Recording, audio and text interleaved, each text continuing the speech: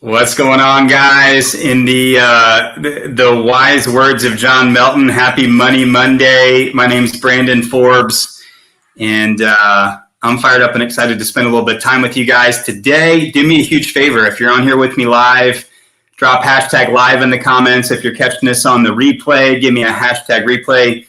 And then where are you tuning in from? I know the Meltons have just like a global audience. It's pretty wild just to see how many people that they're helping all over the entire world, and super inspiring. So let me know, where are you from? Are you from the US?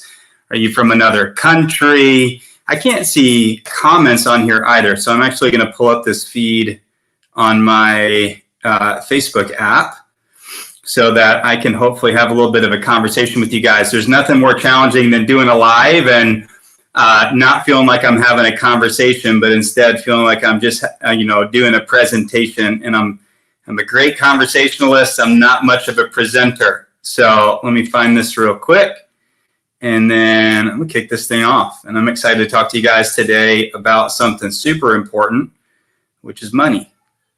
All right, here we go. Good stuff. All right, looks like I got 5 comments on John's profile so far. Good stuff. We got some Canadians in the house. What's going on, guys? How are you up there? So I'm actually in St. Augustine, Florida. So my wife and I, prior to getting started in the network marketing space in 2013, I was in the military. My wife worked a full-time corporate desk job, and we loved what we did, but we wanted more freedom. Drop hashtag freedom in the comments if you love freedom like we love freedom. And, again, I was passionate about serving the country, and my wife loved the company that she worked for in corporate America. She worked at one of the top car dealerships in Middle Tennessee, where we lived at the time, and great family, great people. But we did not make enough money to live the type of life that we wanted to live, and we did not have enough time to live the type of life that we wanted to live the way that we wanted to live it. And so back then, got introduced to the network marketing space by some family friends, and fell in love with the idea of ceilingless income, fell in love with the idea of residual income, fell in love with the idea of stepping into a position of leadership and serving people at a high level, and all the things that I'm sure that you guys probably love about the network marketing space as well.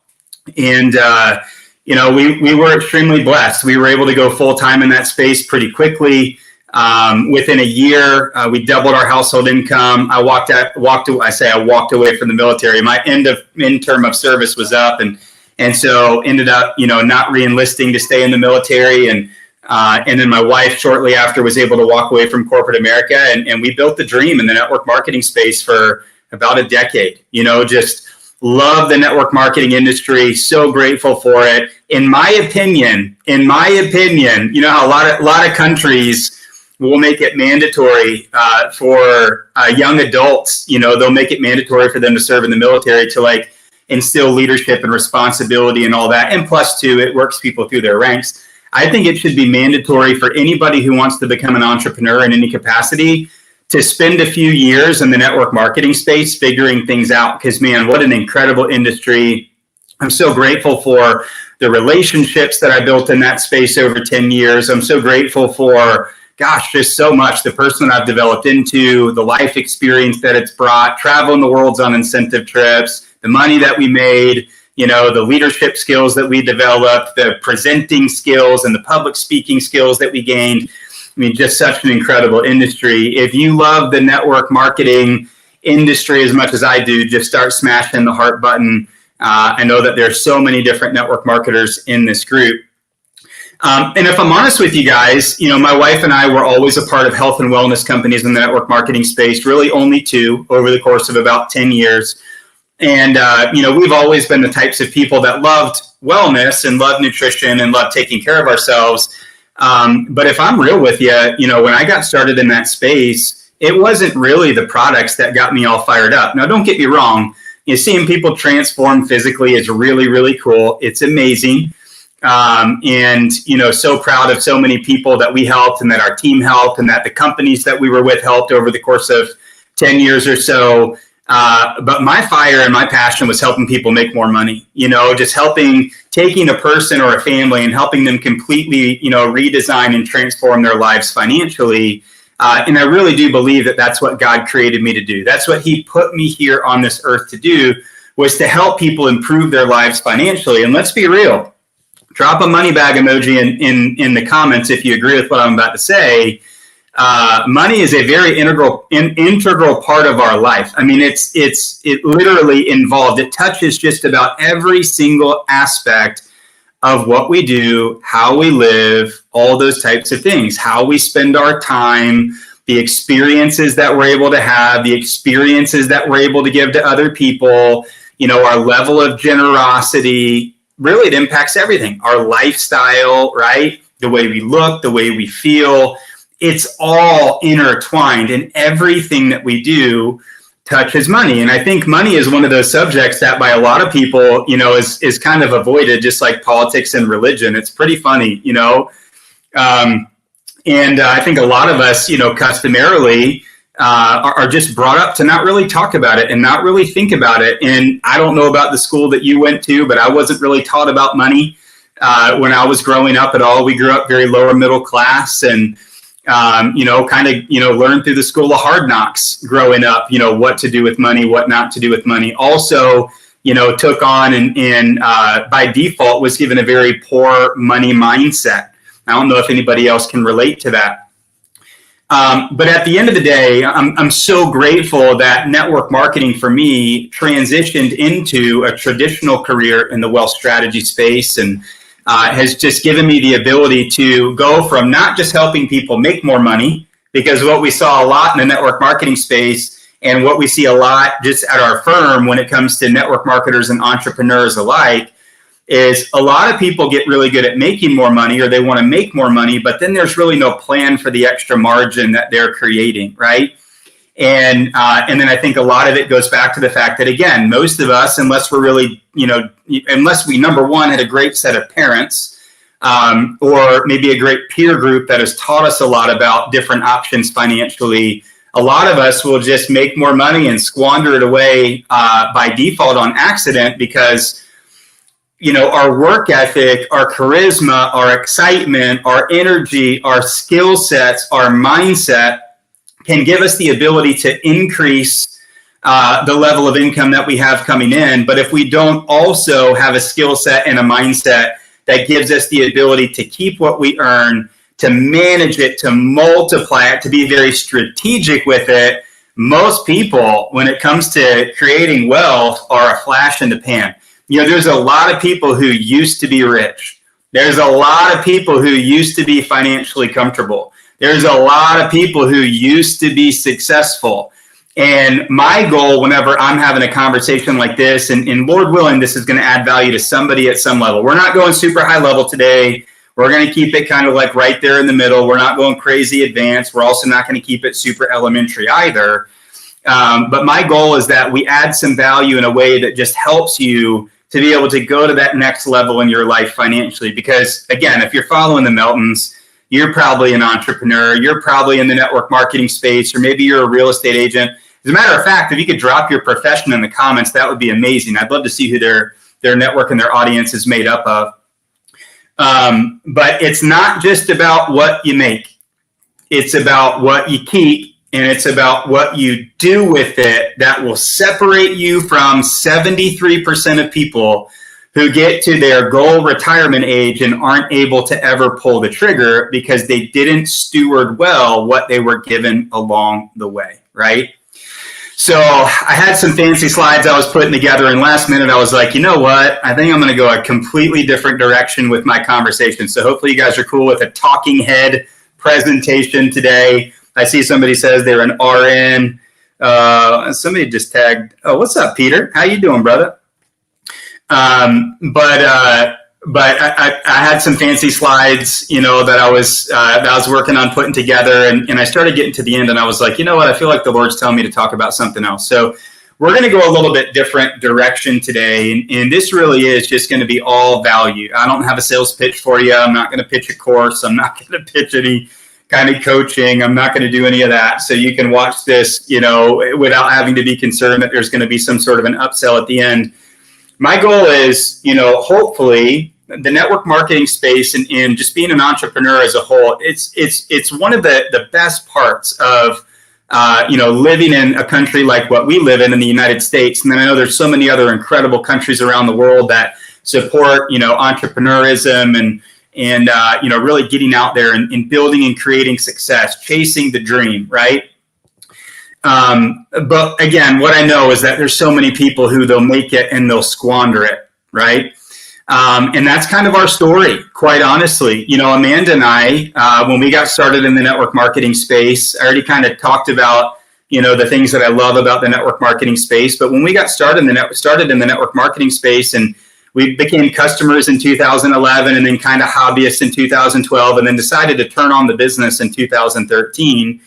We went from making, when I was in the military, I'd been in for about 8 years. I was making probably $45,000 a year.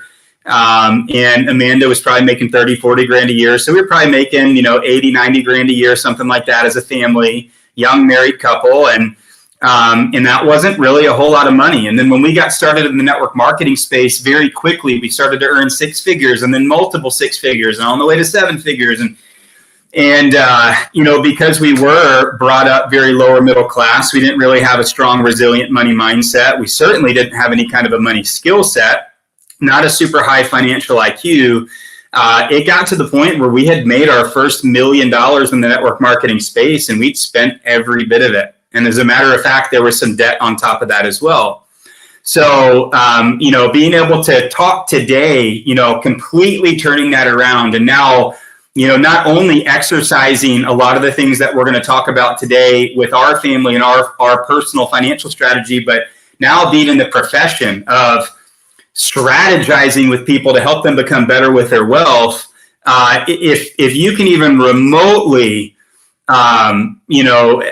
relate to the story that I just shared with you about how we made a lot and spent a lot. And then, by the grace of God, we overcame that and started moving things in the right direction, towards the end of our network marketing career.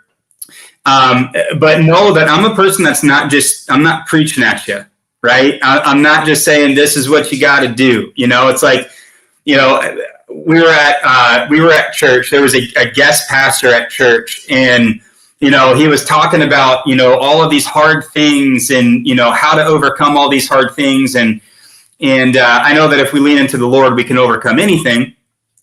But then he gave this example of like the worst thing that's ever happened to him in his life. And it's like when he was in high school, he backed his car into a tree and the back window broke out and his parents got mad at him. And I'm like, dude, like, that's not a real problem. You know what I mean? So nonetheless, it was a great sermon and it was a great message, but just know that the things that I'm going to share with you today, it's not just me preaching at you. It's not just, you're not just listening to a guy who's always had it all together, right? Like, I've had to do the hard work of gaining the knowledge, gaining the understanding, studying, learning, increasing my financial IQ.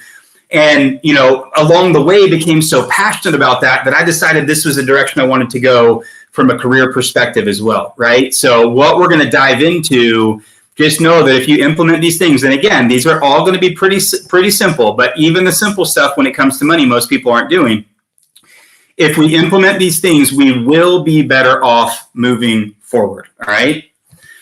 So the very first thing that we're going to talk about is a super simple principle. Some of you guys might have heard of this before, and some of you might not. But the principle is called widening the gap. Now, I don't know who originally came up with this principle. I've heard several people talk about it in the past. It's kind of some basic financial advice.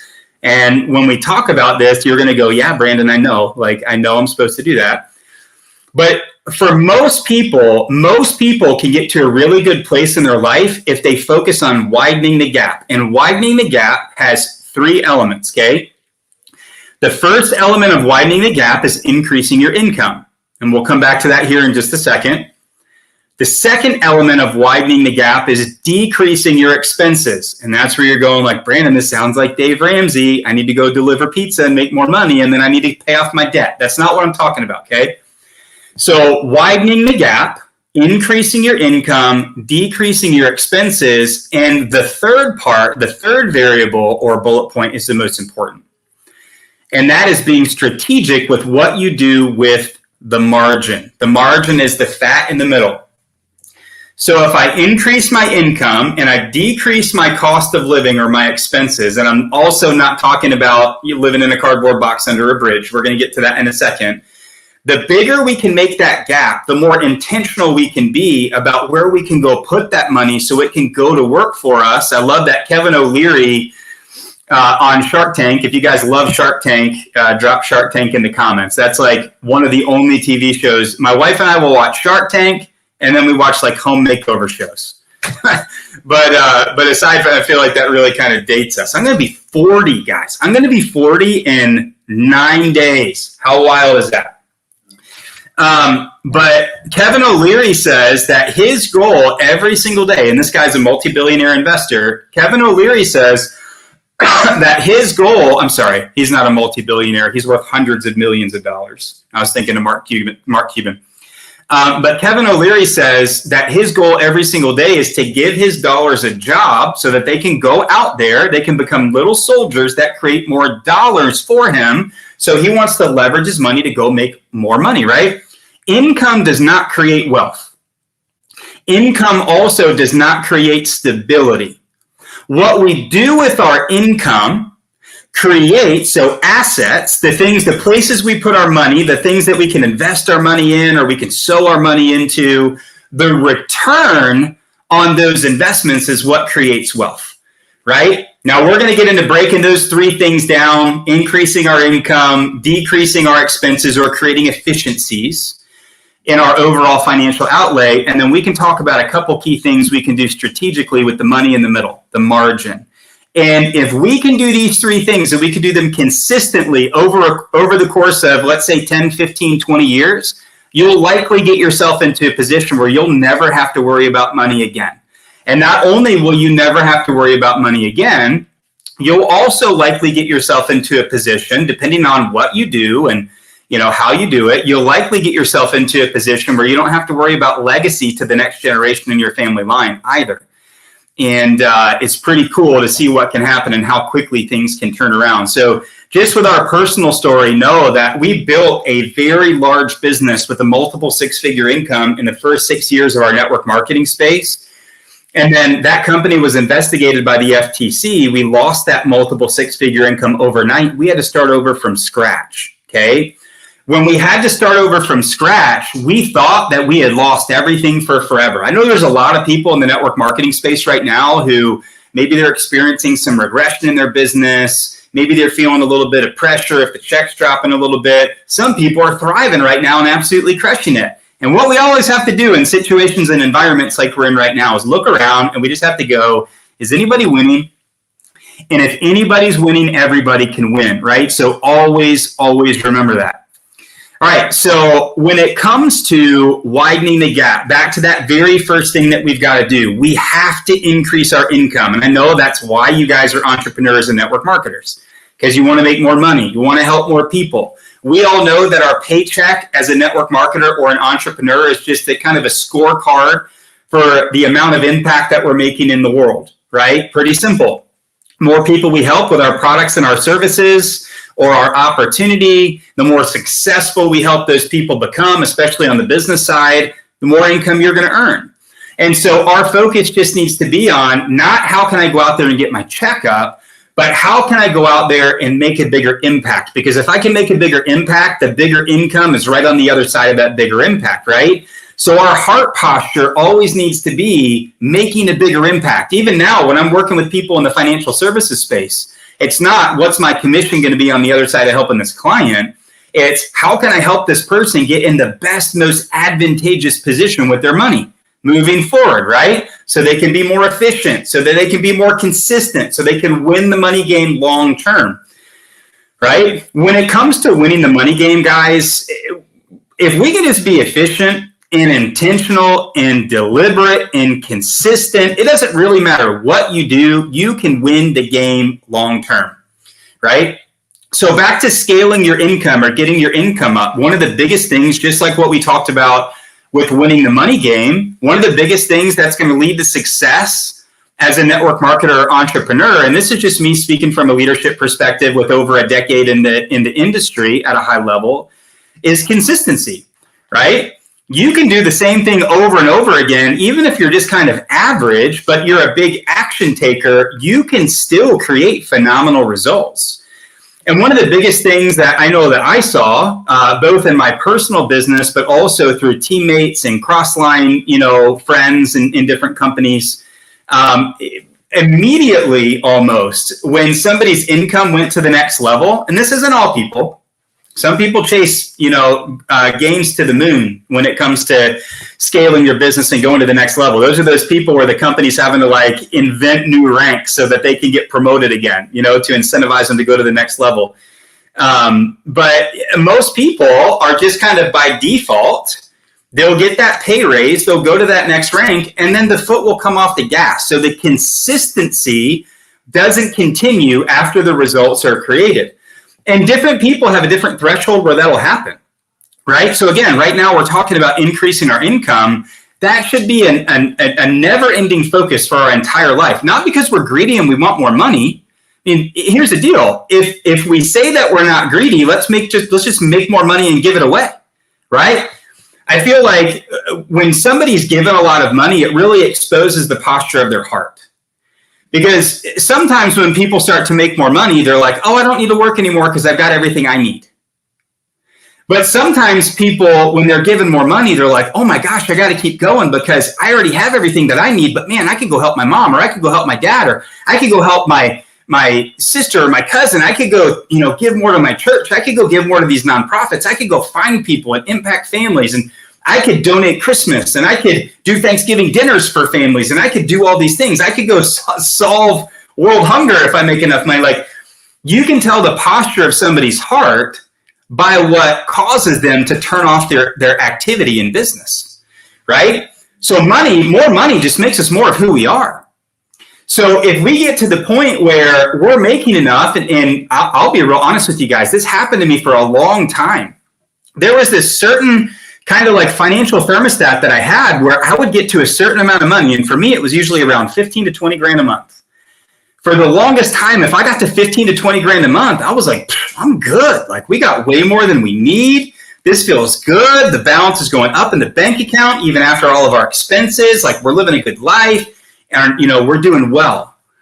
But man, that low tolerance, that low threshold of 15 to 20,000 a month, that kept me from 50 to 60,000 a month, or 100,000 a month, or 200,000 a month. And it's because I was in that I'm good mentality. I was programmed, because I grew up with no money, to think from a place of scarcity versus a place of abundance and generosity. So one of the things that will drive our consistency more than anything else when it comes to increasing our income is we have to tie our purpose to something bigger than just the life that exists inside the four walls of our home. Massively important. Massively important. So what is the impact that you want to make? Who do you want to make it for? Here's another thing, if you ever struggle with consistency, because again, lack of consistency for a lot of us will cause us to get to a certain level and stop, get to a certain level and stop, get to a certain level and stop. I don't know if you guys have ever been there. For some people, it's at the very beginning. For some people, it's, you get to 100 grand a month and you stop and you go down to 70 and you panic. So you get back up to 120 grand a month and you stop. So you go back down to 70 and you panic, and boom, boom, and you're back and forth, right? So that just shows us what our financial thermostat is. What we do to increase that financial thermostat is, we can go increase our financial IQ. We can go increase all those things. But what we really need to do is we need to change the posture of our heart. And we really need to start thinking about not just what level do I feel comfortable at? But how about I'm going to go make so much freaking money that I'm going to give most of it away, and I'm still going to live the life of my dreams. Think about the legacy that you would leave in that case, right? So get inspired to earn more so you can give and be generous at a higher level. And that is going to lead to a life of meaning and significance, okay? So increasing our income, we got to build the skill set. We need to seek the mentorship. We need to get to the events. Yes, we need to be on the trainings. Yes, we need to do all the things. But more than anything, we need to get consistent, and we need to stay consistent with our personal development and our activity. our personal development and our activity. We grow our mindset and we grow our skill set. We become unfreaking stoppable. Okay. So hugely important there. So that's step one of increasing the gap, is getting our income up as high as we can. Now, what we've got to do is when that income raises, we have to fight the urge to immediately follow the raise of income with the raise of expenses. Because that's the American way, right? Like, you know, you work in corporate America, you get a promotion at your job, or you're in the network marketing space and you're a six-figure earner now, and the most money you ever made in your life before was 40 grand a year as a teacher, or whatever it might have been, right? So almost everybody immediately following, and this was our story for a long time, immediately following an increase of income comes an increase in expenses. And the reason why is because the majority of us, and I don't mean this in any kind of a derogatory way, and I'm really preaching at myself, that the old me, the majority of us want to look rich before we are rich. The majority of us want to keep up subconsciously, want to keep up with the Joneses, because I don't know where everybody lives, but, you know, in the Western world, the majority of people, they think that making it in life or being successful is tied back to the things that we have, the house that we live in, the car that we drive, the clothes that we wear, the shoes that we wear, the bag that we wear, the gym that we go to, the vacations that we take, how our kids are dressed, all those things. And don't get me wrong, I'm not going to preach, you know, and I don't mean anything negative towards Dave Ramsey. I'm not going to preach Dave Ramsey to you. I'm not going to tell you to drive a beater. I'm not going to tell you to, you know, you and your husband or you and your wife and your kids get a roommate so you can save on your mortgage or rent. I'm not going to tell you any of that. I think it's important that we do live a great life. I think it's important that we do enjoy the fruits of our labor. I think all those things matter, because you never know when you're going to go to the other side of heaven. You have no idea. However, we also simultaneously need to have this mindset of being financially responsible and being good stewards of what we've been given, so that we can take our income and we can turn it into wealth, right? See, most of us in the United States anyways, and I can't speak for anywhere else, most of us, there's two steps in the financial cycle. It's paycheck to bank account, and it's bank account to expenses. It's paycheck to bank account, and it's bank account to expenses. What if it was paycheck to bank account to investments, investments to cash flow to expenses, right? So think about just adding another step or two in your financial cycle. And some of you guys might be going, but Brandon, like right now I only make enough to be able to go from my income to my bank account to my expenses. That's great. Let's widen the gap, and then we can get more intentional with that. This will be a long-term application of this strategy, not just a little short-term thing, right? So what we want to do is, when we're decreasing those expenses, remember, we're focused on raising our income, but most people can give themselves an immediate raise by decreasing their expenses and getting rid of some financial inefficiencies in their life. And here's some of the most common things that we see where you can immediately save yourself some money. You know, mom probably told you, just like she told me, a penny saved is a penny earned. And while I've always been income focused, it's still true, right? It's still true. So here's a couple ways where we can immediately give ourselves a financial boost, or if you want to think about it, a promotion, right?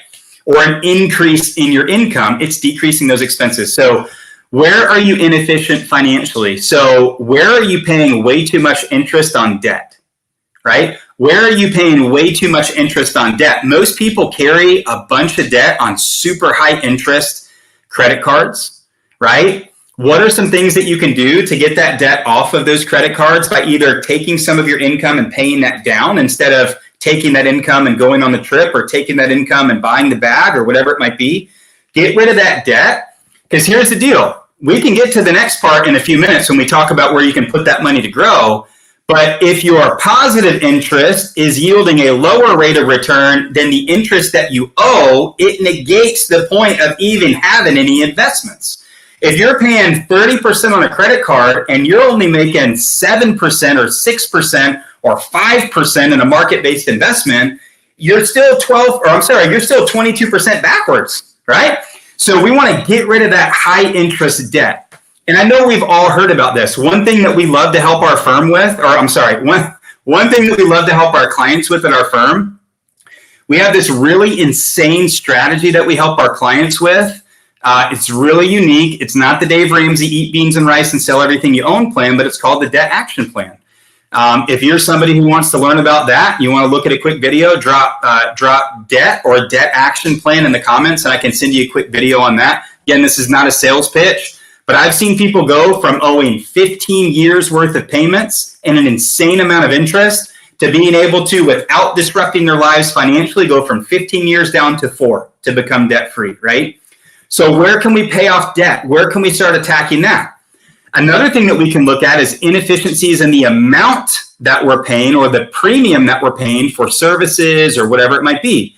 Shop around for your car insurance once a year. Shop around for your health insurance once a year. Look into health sharing programs. Like Amanda and I, prior to having really good provided health insurance, we used a company called MediShare. Prior to that, we were using Blue Cross. It's like $1,300 a month. We went down to $500 a month with a company called MediShare. And there's all that. I don't have any kind of a link, or that's not a plug for me, but there's ways where you can save money. Listen to that. $1,200 down to $500. That's $700 there of efficiency that I could then, that's fattening the gap. I could then go put that money into something where that $700 a month could make more money for me. That wouldn't disrupt my current life at all, right?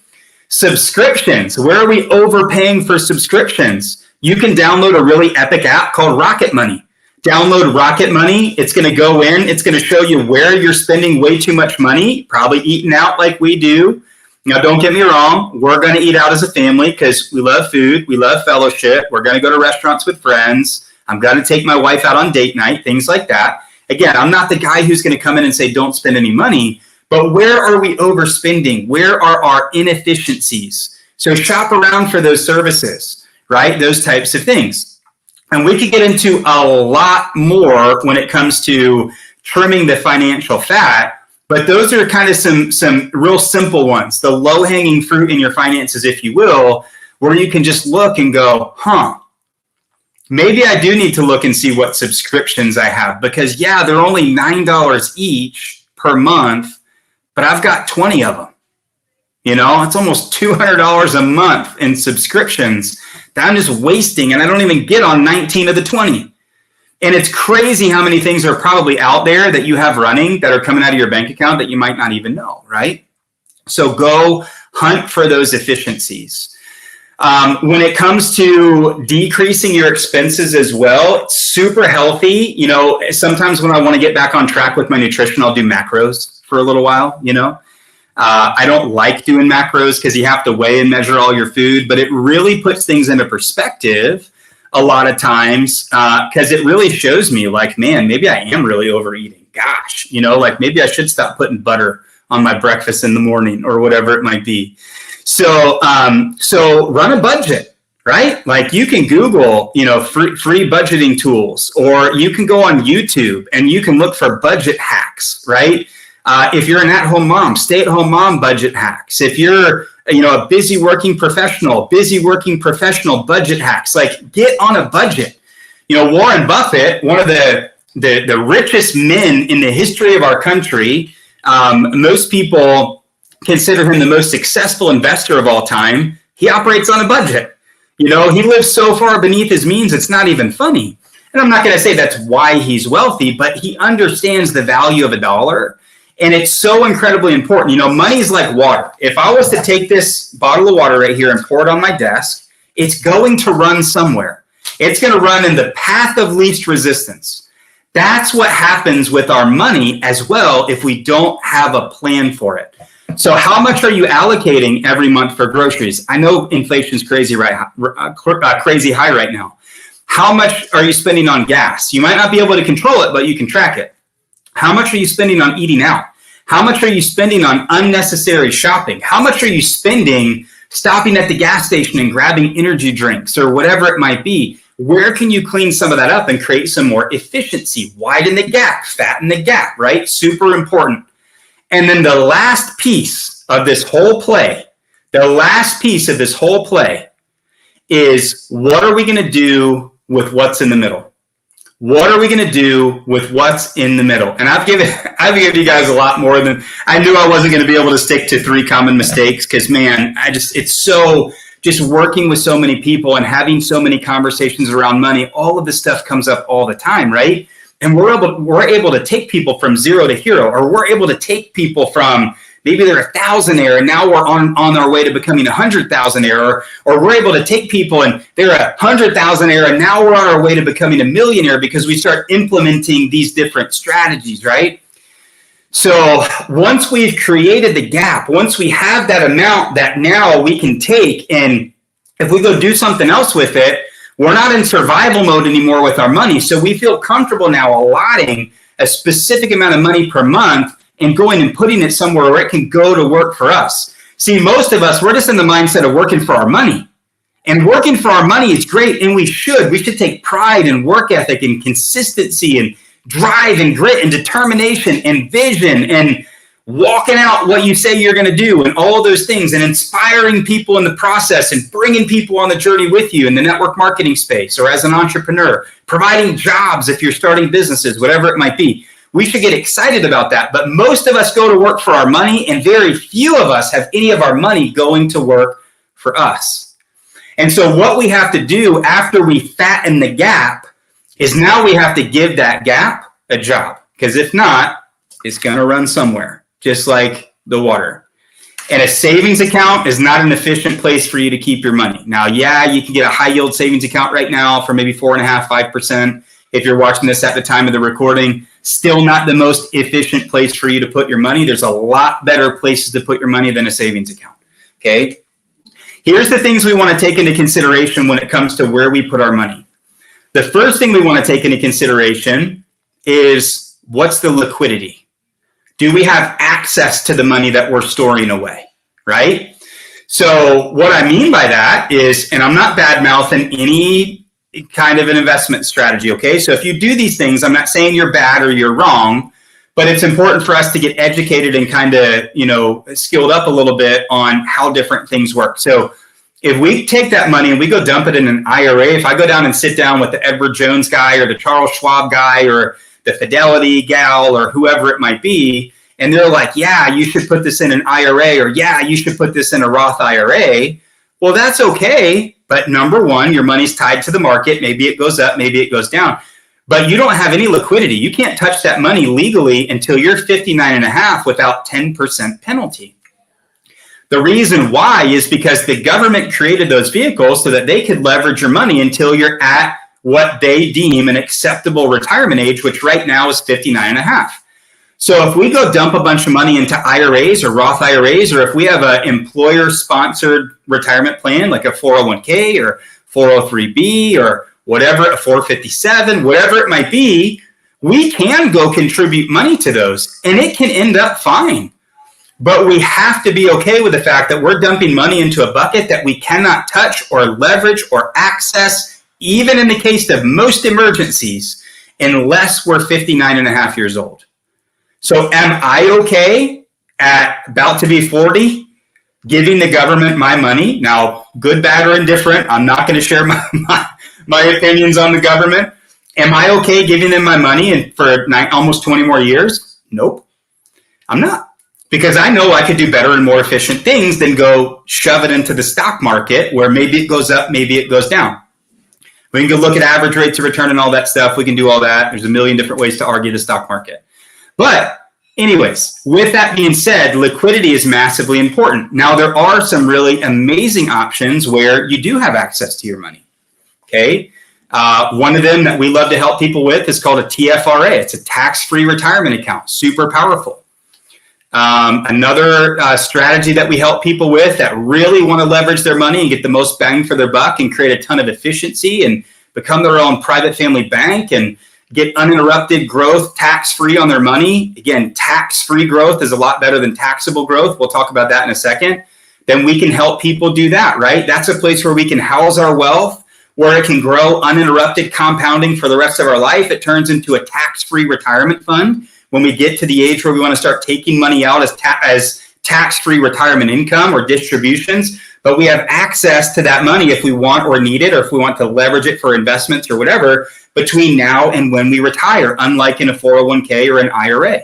Again, not saying one's better than the other, but do you want access to your money or do you not want access to your money? Super important to ask yourself, right? I got a really quick video I could send you if you want to look at a TFRA, a tax-free retirement account. Drop TFRA in the comments, and I can send you over just a 3.5-minute video that explains the benefits of a TFRA. 0.7% of the population have a tax-free retirement account, okay? 0.7%. Half of the American population has a qualified retirement account like an IRA, a Roth IRA, a 401k, a 403b. Okay. Now, I'm not going to get all conspiracy on you, but the majority of the things that we have been taught to believe are the best for us in every area of our life, but in this conversation specifically our money, and I'm trying not to offend anybody here.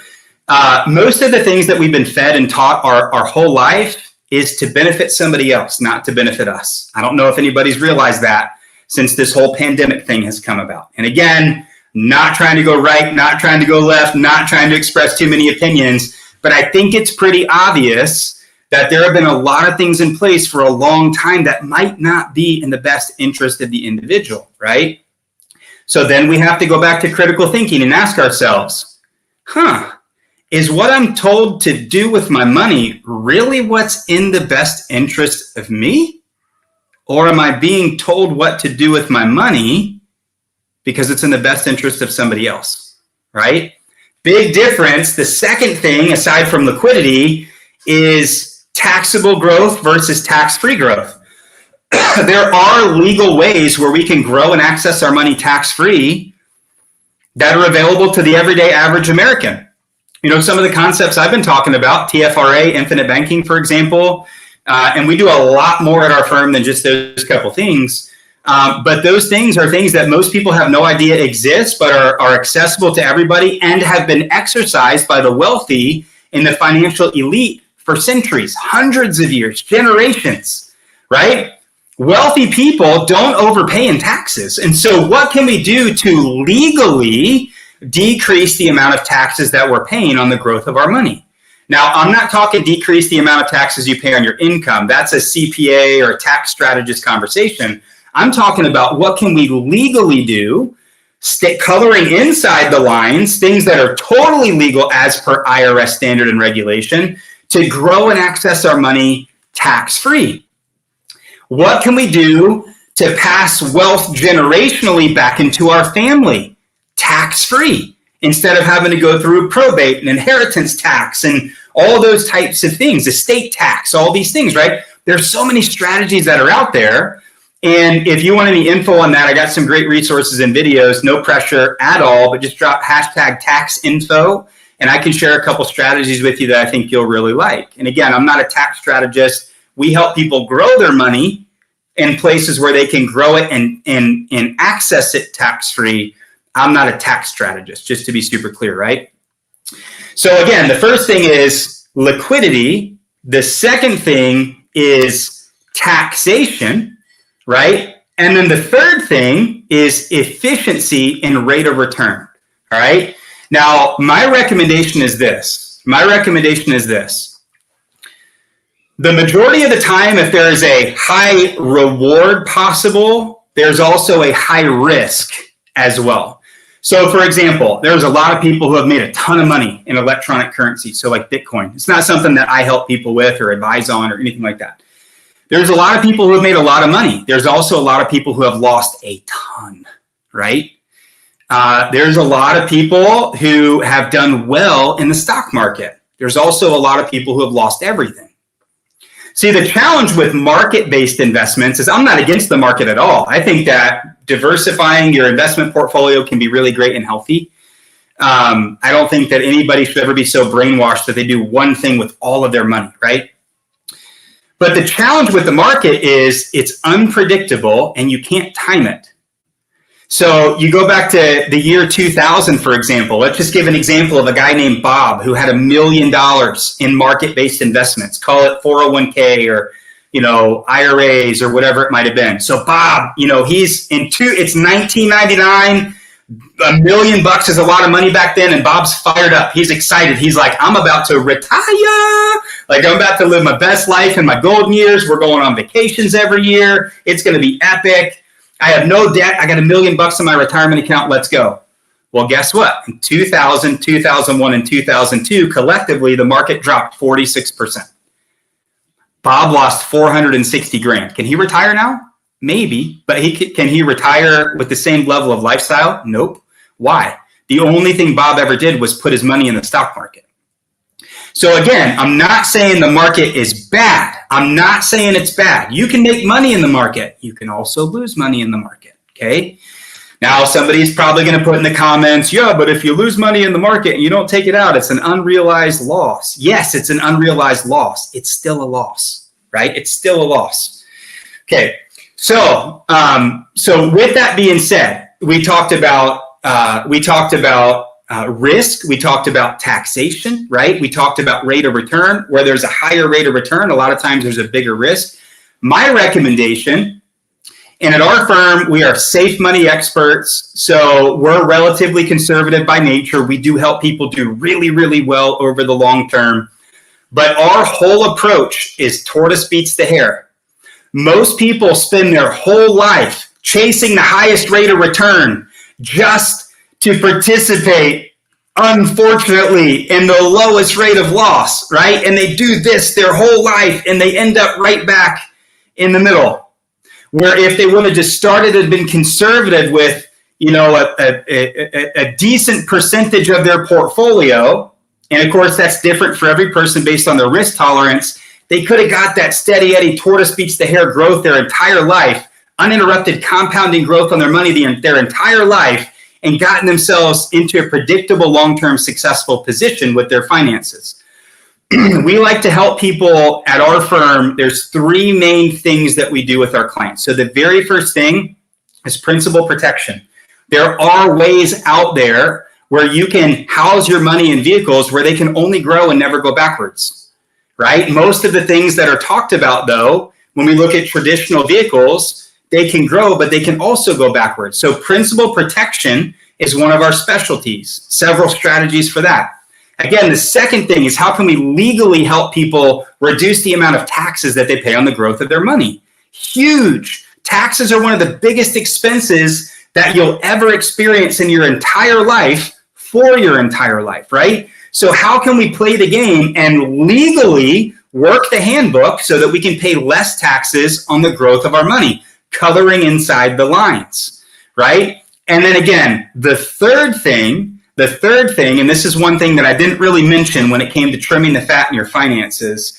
Most people, when it comes to working with any kind of a financial professional, they're way overpaying in fees, right? And so one thing that we do is anything we situate people in, our goal is for it to be fee-free so that there's no annual fee to the client to create efficiency. And so efficiency over time is what I talked about, right? In the beginning, that wins the race. I know I've given you guys a lot more than three, I had three of the most common issues that, keeps people from creating financial freedom long-term. But we talked about widening the gap, right? We talked about making more. We talked about spending less. We talked about what to do with the fat in the middle, right? We talked about the different options that we have when it comes to where we can put our money for it to grow. We talked about tax-free retirement accounts. We talked about 401ks, 403bs. We talked about a lot of stuff. But my hope is, over the course of the last 48 minutes or so, my hope is that your financial IQ has gone up a little bit, and you're at least to the point now where you're like, man, I really need to start being more intentional with this. Man, I really need to download Rocket Money and go through and dissect my finances to see where I can trim some of the fat to create more margin. Man, I really need to stay more consistent in my business so I can increase my income, right? So I can widen the gap. Man, I really, really need to do everything I can to get as much of that fat, as much of that gap possible, so I can now take the step to start stepping in the direction of putting my money somewhere where it can grow for me, where it can go produce more dollars on my behalf. Now, one thing that we are doing tonight, and feel free to jump on this, feel free to not jump on this, whatever, but I feel like I'm supposed to give the invitation. I didn't plan on giving this invitation. Hopefully, John, it's okay that I'm giving this invitation. So tonight, we're actually doing a free workshop. It's a tax-free retirement account workshop.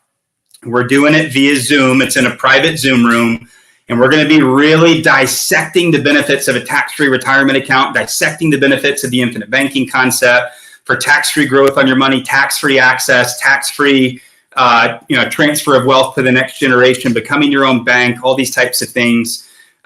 If you want the link to that, drop #link in the comments, and I'll hopefully have time to send you over the link tonight before it starts. If not, I'll be able to send you the replay.